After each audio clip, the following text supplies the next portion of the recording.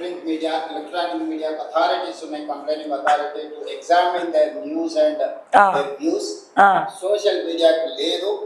డెఫినెట్గా తెలంగాణ రాష్ట్ర ప్రభుత్వం ఎగ్జామిన్ చేసి సోషల్ మీడియాలో ప్రసారం చేసే అవాస్తవాల మీద ఫిర్యాదు చేయడానికి కూడా ఒక వేదికను చేయాలనుకుంటున్నాము.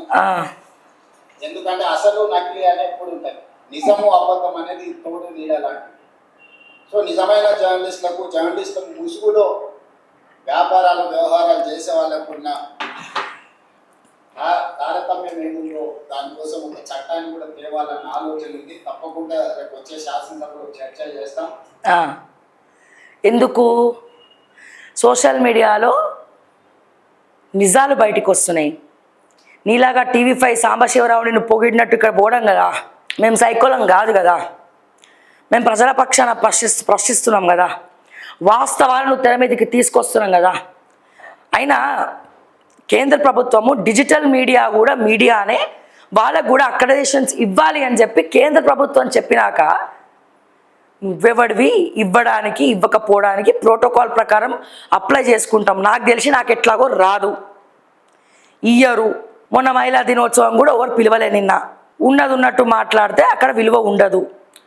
బట్ మాకు ఇవ్వాల్సిన అవార్డు ఎప్పుడో తెలంగాణ ప్రజలు ఇచ్చినారు. అంతకమించిన అవార్డు అవసరంలే. ఓకే, ఇంకో పాయింట్ ఇక్కడ మాట్లాడతా. డెఫినెట్గా మేము అక్రెడిటేషన్ కోసం మా ఛానల్ తరపున మేము పెట్టుకున్నా, నువ్వు ఇయ్యవు. ఎందుకని? అనిత్యం ప్రశ్నిస్తున్నాం కాబట్టి, వాస్తవాలను తీసుకొస్తున్నాం కాబట్టి.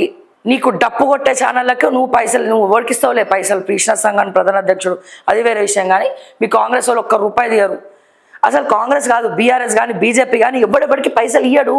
రాజకీయ నాయకులు పైసలు వేరే వాళ్ళతో ఖర్చు పెట్టిస్తారు, తీసుకునే బాపతులు కానీ ఇచ్చే సోపతులు కాదు. ఒకవేళ ఇచ్చిండు అంటే అతనికి ఏదైనా మేలు జరుగుతుంది అంటేనే ఇస్తాడు, లేకపోతే ఇయ్యడు.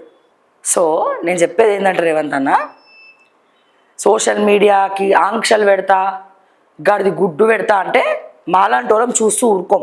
సుప్రీంకోర్టుకు పోయి ఆర్డర్ కాపీ తీసుకొచ్చి తెలంగాణ గవర్నమెంట్ యొక్క ముక్కులు విండుతాం. చెప్తున్నా, అర్థమవుతుందా? సోషల్ మీడియా డిజిటల్ మీడియా దగ్గరకు వచ్చి కేసులు పెడతాం, అది చేస్తాం ఇది చేస్తాం. ఎస్, డెఫినెట్గా కొంతమంది ఉంటారు ఫేక్ ప్రచారం చేసేవాళ్ళు, కొంతమంది ఉంటారు. కానీ వాళ్ళని కూడా ముప్పతిప్పలు పెడతామంటే కాదు, మందలించి వదిలేయడమో లేకపోతే ఇలాంటివి చేయాలి. అంతేగాని సోషల్ మీడియా లేకుండా చేస్తా